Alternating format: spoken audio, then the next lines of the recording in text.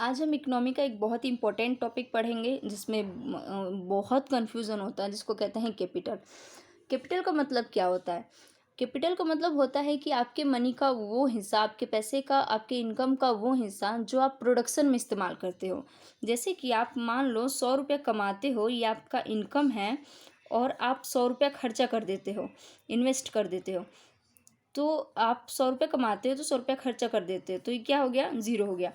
लेकिन अगर आप 100 रुपये कमाते हो और उसमें से 20 रुपये आप प्रोडक्शन के लिए इस्तेमाल करते हो, तो ये क्या हुआ? ये हो गया आपका कैपिटल। मतलब कि आपकी मनी का वो हिस्सा जो आपने प्रोडक्शन के लिए, उत्पादन के लिए इस्तेमाल किया। ठीक। और उत्पादन के लिए इस्तेमाल किया, 100 रुपये में से आपने 20 रुपये निकाला, 80 रुपये आपने अपने आप पे खर्चा किया और 20 रुपये आपने प्रोडक्शन में खर्चा किया। तो ये जो होगा, इसको हम लोग बोलेंगे कि ये कैपिटल है। मतलब कि हमारे इनकम का वो हिस्सा, जो चाहे वो कंट्री के इनकम का हो, चाहे इंसान, किसी के इंसान के इनकम का हो, वो हिस्सा जो प्रोडक्शन में इस्तेमाल किया जाएगा उसको हम लोग कैपिटल कहते हैं। ठीक। और मानव किसी भी उत्पादन का सूत्रधार है। ऑब्वियसली कि अगर इंसान नहीं होगा तो सारे नेचुरल थिंग्स या कुछ भी हो के भी उनको कौन कलेक्ट करेगा? तो मानव अपने आप में एक कैपिटल होता है जो कि बाकी सारी चीज़ों को, बाकी सारे संसाधनों को कलेक्ट करता है और उनको इस्तेमाल करता है। मानव संसाधन या मानव पूंजी कहते हैं शायद इसलिए इसे। इसके बाद हम देखेंगे कि जब मानव अपने कौशल और योग्यता से देश व मानव जाति के अंतर्गत प्रगति उत्पादन में भागीदार हो जाता है, तो उसे संसाधन कहते हैं। मैंने आपसे कहा ना कि जब आप देश में काम आने लगोगे, जब आप प्रोडक्शन करने लगोगे अपने कौशल से, अपनी योग्यताओं से, तो आप क्या हो जाओगे? आप खुद एक कैपिटल हो जाओगे, पूंजी हो जाओगे। अब हम पढ़ेंगे कि ह्यूमन कैपिटल क्या है।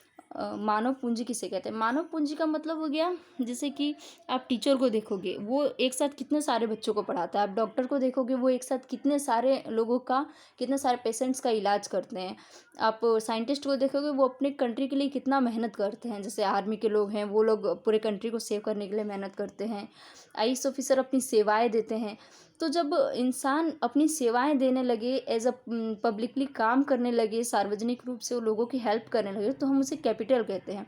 जैसे कि वो शिक्षा में कर सकता है, स्वास्थ्य में कर सकता है, सूचना मतलब तकनीक में कर सकता है, अपनी सेवा देके कर सकता है।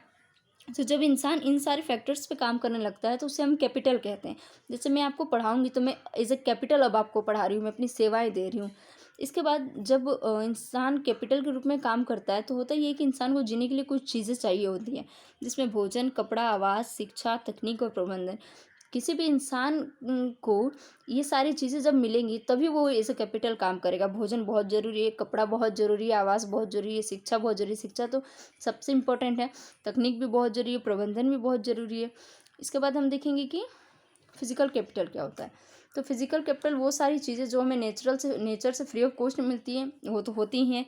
इसके बाद भी वो सारी चीज़ें जो हमारे प्रोडक्शन में हेल्प करती हैं, लेकिन पेसिव फैक्टर होता है जो, तो उसको हम लोग को तो मतलब निष्क्रिय क्रिया होती है, निष्क्रिय उत्पाद होता है। इसको हम लोग बोलते हैं कि ये फिजिकल कैपिटल है। ठीक। ह्यूमन कैपिटल कब क्या हुआ? जब इंसान अपनी सेवाएं देने लगे शिक्षा, स्वास्थ्य, सूचना में, तो उसे हम मानव पूंजी कहेंगे। भौतिक पूंजी भी बहुत आसान है। इसके बाद हम समझेंगे कि मानव पूंजी का विकास कैसे होता है। मतलब कि हम समझेंगे कि मान लेते हैं, हम कहते हैं कि इंडिया में कैपिटल बढ़ रहा है या इंडिया प्रोग्रेस कर रहा है, तो हमें कैसे पता चलेगा कि इंडिया में प्रोग्रेस कर रहा है या इंडिया में फिजिकल कैपिटल बढ़ा है या मानव पूंजी बढ़ी है? तो इसके लिए हम कुछ इंडेक्स का इस्तेमाल करते हैं। जैसे कि हम लोग इसमें देखेंगे साक्षरता एवं शिक्षा। हम देखेंगे कि अगर इंडिया में साक्षरता या शिक्षा बढ़ रही है, जन्म दर बढ़ रहा है, मृत्यु दर कम हो रहा है, प्रति व्यक्ति आय दर बढ़ रहा है, जीने की औसत आयु बढ़ रही है, तो हम समझेंगे कि जैसे जैसे ये चीज़ें बढ़ेंगी, मतलब कि इंडिया में कैपिटल बढ़ रहा है, इंडिया के लोग कैपिटल में ग्रोथ कर रहे हैं। जैसे कि कहा जाता है कि अमेरिका का कैपिटल इंडिया के कैपिटल से बहुत आगे है, वहाँ के लोग हमसे ज़्यादा ग्रोथ कर रहे हैं। आपको एक एग्जांपल से बताऊं, 1951 में सबसे हमारी साक्षरता दर 18.3 थी, लेकिन अब हमारी साक्षरता दर 65.4 हो गई है।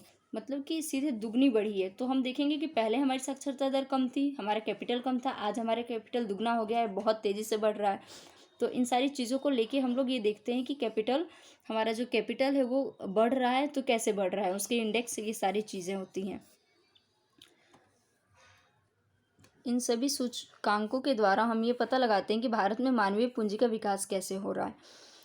इसके बाद हम नेक्स्ट क्लास में देखेंगे और सारी चीज़ों के बारे में। जय हिंद, जय भारत।